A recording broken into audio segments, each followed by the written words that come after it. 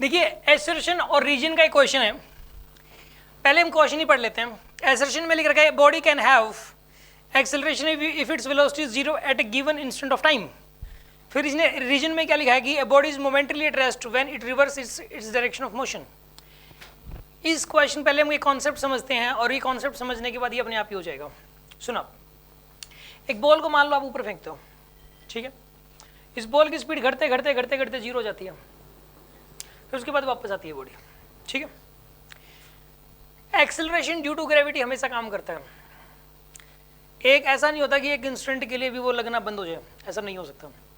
Body के पास velocity चाहे ऊपर की तरफ हो चाहे नीचे की तरफ हो, चाहे हो ही ना, चाहे बॉडी रुक जाए, चाहे वो एक इंस्टेंट के लिए रुक जाए, चाहे काफ़ी लंबी देर के लिए रुक जाए, जी तो लगेगा ही लगेगा। दुनिया की ऐसी कोई चीज़ नहीं है जिसके ऊपर जी ना लग रहा हो। मैं बॉल को ऊपर फेंक दूँ, चाहे बॉल को नीचे छोड़ दूँ, चाहे मैंने बॉल को ऊपर फेंका और वो बिल्कुल हाईएस्ट पॉइंट पे थी, तब भी हाईएस्ट पॉइंट पे वेलोसिटी तो जीरो थी लेकिन एक्सेलरेशन जीरो नहीं था। पंखा लटका हुआ है, पंखे के ऊपर भी mg लग रहा है, वो तो उसको अपवर्ड एक और फोर्स वो जो छिलिंग है वो उसको होल्ड करके रखे हुए, अदरवाइज वो नीचे गिर जाता। मतलब बॉल को जब हम ऊपर फेंकते हैं और जब वो अपने हाईएस्ट पॉइंट पे होती है, वो एक ऐसा इंस्टेंट होता है जब बॉडी की वेलोसिटी तो जीरो है लेकिन एक्सेलरेशन ऑन जीरो है। एक ऐसा इंस्टेंट होता है, मतलब लेकिन वो एक इंस्टेंट ही होता है, एक लंबा इंटरवल नहीं होता।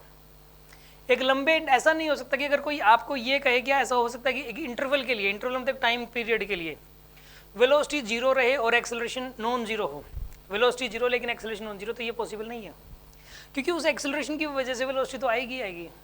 लेकिन ऐसा एक इंस्टेंट के लिए पॉसिबल है, और वो भी तब पॉसिबल है जब बॉडी अपनी डायरेक्शन को रिवर्स कर रही हो।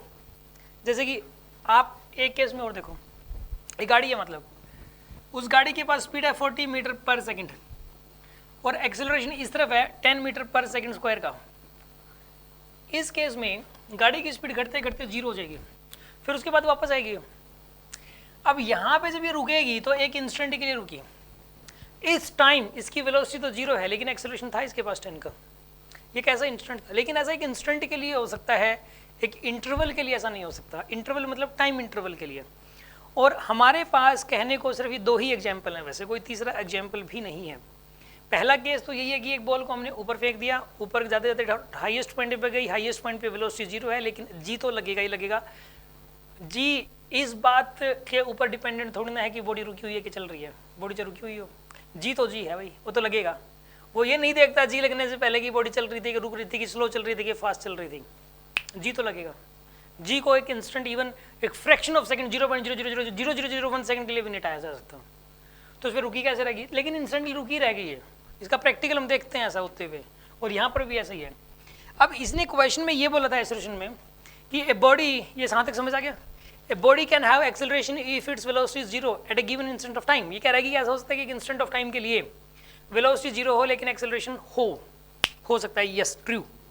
फिर इसने एक लाइन और लिखी है, ए body is momentarily eight rest when it reverse its direction of motion. एक बॉडी एक मोमेंट के लिए, मोमेंटरीली मतलब एक मोमेंट के लिए रेस्ट में रहती है जब अपनी डायरेक्शन को रिवर्स करती है। देखो यहाँ पे है और यहाँ पर भी है, ये बात भी सही है और ये इसकी करेक्ट एक्सप्लेनेशन भी है।